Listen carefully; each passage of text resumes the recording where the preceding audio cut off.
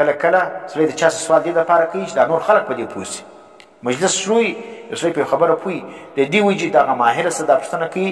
چې دغه سوال جواب دی راکړي او دا خلک به پوه سي اوس جبريل علیہ السلام ورته ویل قال فاخبرني ته ما ته خبر راکړه عن اماراتها امارات به نه وایه عن اماراتها امارات څه ته وایي د نښانۍ ته وایي ته ما ته خبر راکړه عن اماراتها د نښانۍ څخه د دې ساعت د قیامت نښانې چیش دي قال نبی علیہ السلام ورته ویل ان تلد الامة ربتها نبی علیہ السلام ورته ویل د قیامت یو نښانې ده ان تلد الامة چې وبزیږي منځ ربتها خپله باداره منځ به خپله باداره وزیږي وان ترى او ته به ووینې الحفاة حفات څه ته وایي هغه کسان چې هغه لڅ پښې ګرځي وینې العراة عرات بیا څه ته وایي چې لڅ جسم ګرځي لڅ پښې او پر بدن باندې کپړې نه لري دومره قدر مسکینان خلک په پښو یې چوټې نسته پر بدن باندې کپړه نسته حفات لڅ پښو والا عرات لڅ ته وایي وینې دا به وي او العالة عالة څه ته وایي فقیران ته وایي مفلس ته وایي مسکینان ته وایي رعاء شاء څه ته وایي پسو ته وایي چې دا خلک څه کوي دا پسونه ګوري معنی شپنیان وي دا به څه کوي یتطاولون فی البنیان دی به یتطاولون څه معنی اوږدوالی کوي فی البنیان په چیش کې په دا کورو کې معنی غټ غټ کورونه چې کوم دي هغه به دي څه به کوي په دې کې به دي په غټو غټو بنګلو کې به دي یتطاولون فی البنیان نو ته به ووینې دغه لڅ پښو والا او په کپړو باندې نه پټ خلک او مسکینان پسونه ګوري دا کسان به ته ووینې دا به په غټو غټو بلډنګو کې اوسېږي ته وینې اوس وینې ښار لره اکثره د صحراو خلک را روان دي د غرو خلک په ښارو کې اوسېږي او موږ لیدلي دي د غره سړی وي په ښار کې چې کوم دی هغه مځکې او بنګلې لري او اوسېږي او د ښار خلک چې کوم دی هغه په ساده کورو کې اوسېږي هغه دومره قدر مال و دولت نه لري او دومره قدر غټ بنګلې نه لري لکه څنګه چې د صحرا هغه خلک دي هغه لري نو دا چیز د قیامت نښانې ده د نبي اسلام د قیامت څو نښانې ذکر کړي دوی ذکر کړي یو دا دی چې منځه به خپله باداره زیږي معنی مور به منځي او لور به چی شوي در به باداره وي مور چې کوم د هغه به محکوم وي لور به پر هغه حکمونه چلي دا رقم وي او دویم به چی شوي چې لڅ پښو وینې په پښو چوټني اور لڅ کسان وي کپړې نه لري مسکینان وي پسونه ګوري دا به غټ غټ دغه چې کوم دی هغه بنګلو کې اوسېږي نو اوس د دې څه مقصد دی اوس راس اول ان تلد الامة د اول نښانې ده د دې څه مقصد دی چې منځه په خپله باداره زیږي بعضې علما فرمایي چې دې څه مراد دا دی چې کوم اصل وي هغه به فرع سي او چې کوم فرع ده هغه به اصل سي معنی حاکمان به محکوم سي محکوم به چی سي حاکمان سي چې کوم څوک د هغو مقام دا دی چې هغه حکم وچلي وینې بادشاه دی هغه دغه د ده ځای دا دی حکم وچلي او دلته چې کوم دی هغه څه به کېږي دی محکوم وي پر ده باندې حکم چلول کېږي او عوام هغه دی چې پر هغو باندې به حکم چلول کېږي لیکن عوام به څه هغه به حاکم وي پر چا باندې پر بادشاه باندې دا جمهوریت دی دا نن هغه نظام شروع دی دا جمهوریت څه دی دا په دې آیت باندې په دې حدیث باندې مرد دی دا ځکه بعضې علما څه وایي چې اصل به فرع سي فرع به اصل سي اصل حاکم خو الله دی دا او دی څه وایي دوی اصل حاکم چې دی هغه عوام دی دا په جمهوریت څه دی عوام حاکم دی دا عوام چې دی دا به د الله حکم مني او دی یا حاکم څوک دی عوام دی دا او بیا چې راواخلې مجازي حاکمان انسان چې بادشاهان دي دلته چې کوم دی هغه چې په جمهوریت کې دا دی عوام حاکم دی عوام چې څوک غواړي هغه بادشاه کوي چې څوک غواړي هغه به د کرسۍ غورځوي ان تلد الامة ربتها دا ته اشاره سوه جمهوریت هم پکې ولاو سو ختم سو جمهوریت چې کوم دی دا چیز دی د ان تلد الامة ربتها لاندې راغلی دویم دا دی چې بعضې علما فرمایي چې دا ان تلد الامة ربتها د دې څه مراد دا دی چې دغه اذا وسد الامر الى غیر اهله فانتظر الساعه چې څه وخت د کار لګام چې کوم دی هغه ورکول سي هغه چا لره چې هغه نه اهله وي نه اهلو خلکو لره د کار هغه ټوټې په لاس ورکول سي د حکومت چلول نه اهلو خلکو له ورکول سي فانتظر الساعه بس بیا چیش کوه د قیامت انتظار کوه معنی چې په کرسۍ باندې پر تا باندې سربراح او حاکم داسې سړی سلو چې هغه چیش وي هغه نه اهله وي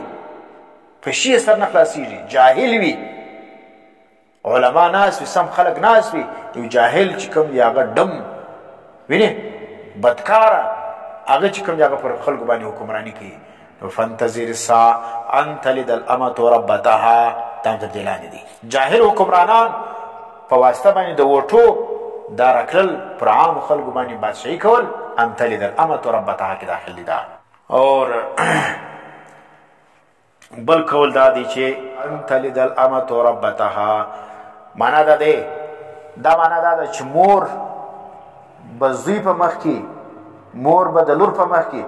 داسې حیثیت لري لکه مینځه معنا مور ته به زامن او لوڼې هغه حیثیت نور کې چې مور ده چې کتابو ذکر کړی چې مور داسې حق لري مور داسې حق لري پلار داسې حق لري خو د قیامت په نښانۍ کې دا چې په آخره زمانه کې به اولادونه چې کوم دي هغه به خپل مور پلار ته د حیثیت ورکوي لکه مینځه څنګه دی دا دغه رقم دی نجونې چې د سکوله راسي یا د مدرسې راسي مور ته څه وایي ډوډۍ راله راواخه ډوډۍ دې ولې نه ده راله پخ کړې اوبه راله راواخه کپړې را پرېنځه دا اډرونه خو سړی پر مینځه باندې کوي نو چې دغه کوي دا ان تلد الامة ربتها زوی دی مور ته وایي ورشه ډوډۍ راله راواخه شی دې نه دی را پخ کړي تا به راوړي مور لره دی د مور څه غواړي خپل یې ګرم که اسمانه نړېږي مور ته تکلیف مور کوه یا دی څه کې دی یا مور دې ولې نه راوړي ورسه اوبه راله راواخه چیرې پکې که مېلمانې مې راغلي دي دا چې سر ان تلد الامة ربتها مور چې کوم د هغه ته به خلک عزت د مینځي ورکوي دی به خپله د ځانه بادشاه جوړ کړی دي که لور ده که زوی دي او مور پلار به چې شوي په شان د مینځي به ژوند کوي نو که دا رقم ژوند د اولاد د مور سره بس دا د قیامت نښاني ده او قیامت چې کوم دی هغه به چې شي دا په دې وخت کې دا څلور وجې سولې چې دا د فساد حال څه کنایه ده دا ان تلد الامة ربتها معنا د قیامت په نښانۍ کې دا دی چې فساد حال باندې د فساد څه دی د معاشرې به دومره قدر ورسیږي چې خلک به راولاړ سي مندې به خرڅي خدای دې هغه زمانه نه راولي اوس خو بیا هم راغلی لږ موجوده ده اوس څه کوي خلک په د انګریزانو ملکو کې او په دا غټ غټ ښارو کې د لې اوس هم شته پلار چې سپین ږیري سولو بس هغه بوځي اولډ هاوس لره اولډ هاوس څه معنا اولډ زوړ ته وایي هاوس په کور ته وایي دا زړو کور دی دا لکه څنګه چې مشیني چرګان خلک په یو جالۍ کې اچي دا رقم مور پلار چې سپین ږیري سي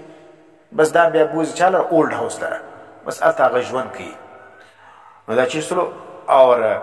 دلته به څه کوي وایي دغه زمانه چې ډېره خرابه سي نو د قیامت په آخر وخت کې به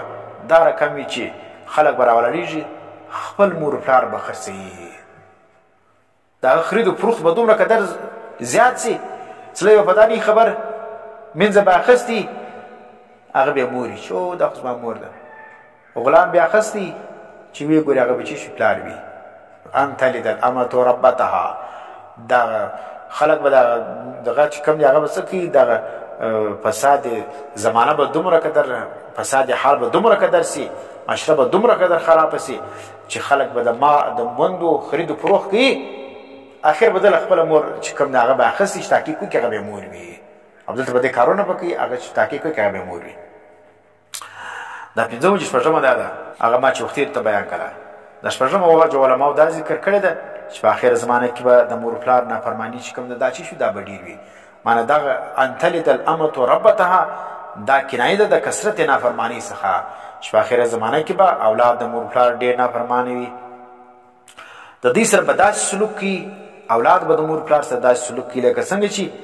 یو مولاد د خپلې میندې سره کوي نو دې وجه باندې ان تلد الامة ربتها وان ترى الحفاة نو دلته د رب اطلاق چې پر دې دغه باندې سوي دي په دې منځه ان تلد الامة ربتها چې منځه به وژېږي خپل بادار لره بادار خو نه دا لور سوله دلته دغه لورې ته باداره ولې وویله رب یې ولې ورته وویل دا مجازن دی دا د رب اطلاق پر بنده باندې چش کیږي مجازن کیږي او بیا چې بل وخت د رب اطلاق پر بنده باندې هغه وخت کیږي چې د مضاف وي په پوهېږې لکه رب الدار رب البیت دا پروا نه لري بیا وان تر الحفاة او بل دا دویمه نښاني سوله وان تر الحفاة ته به وینې دغه لڅ پښو والا العراة لڅ بدنو والا العالة فقیران موي دا فقیران خلک رعاء الشاء دی کتونکي دي د پسو یتطاولون فی البنیان دی چې کوم دی هغه به په لوړو جګو بنګلو کې چې کوم دی هغه اوسېږي د دې څه مراد دی د دې څه مراد دا دی چې په آخر زمانه کې به بعضې علما وایي چې د علماو د شرفاو او د عزتمنو خلکو توهین به کیږي او د شریرانو د جاهلانو خلکو به خلک عزت کوي په نن سبا زمانه کې هم دغه رقم دی تاسو څه دي لږ دا کیسې شته بلکې بعضې وایي خلک وایي بیخي ډېر دي په نن سبا زمانه کې هم دا رقم دی چې څومره قدر ښه عالم وي اخلاقمن وي او ښه کردار والا وي معاشرې له چې ورولې خلک چې کوم دی هغه د یوه په عزت نه ورکوي او بل طرف ته چې کوم دی هغه بیا چې جاهل وي بد زبانې بد اخلاقه وي هغه له چې ورولې خلک کرسي ورخالي کوي عزت ورکوي نو دا چې سلو نو علما او شرفا چې کوم دي اصحاب کمال د هغو توهین به کېږي او د شریرانو د جاهلانو خلک شش کوي عزت کوي دا د قیامت نښانې ده او دلته چې کوم د ریا اشیاء ولې ذکر کوي چې معنا دی به چې شوي دا پسونه به ګوري د دې وجه دا ده چې دا رقم کسان به وي چې د دین او د دنیا د دواړو په اعتبار باندې به جاهل وي شپانه څه دی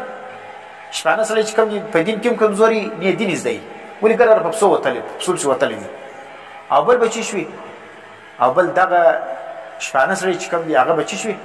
هغه د دنیا په اعتبار باندې هم چې شوي کمزوري وي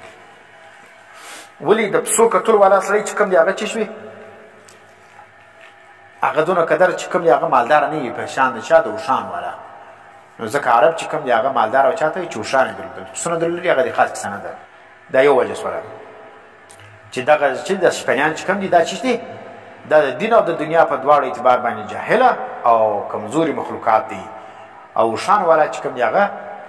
لږ اعلی دي دویمه وجه دا ده چې ریا اشیاء څه مراد دي د دې څه مراد هغه کسان دي چې د هغو سره یو شی نه وي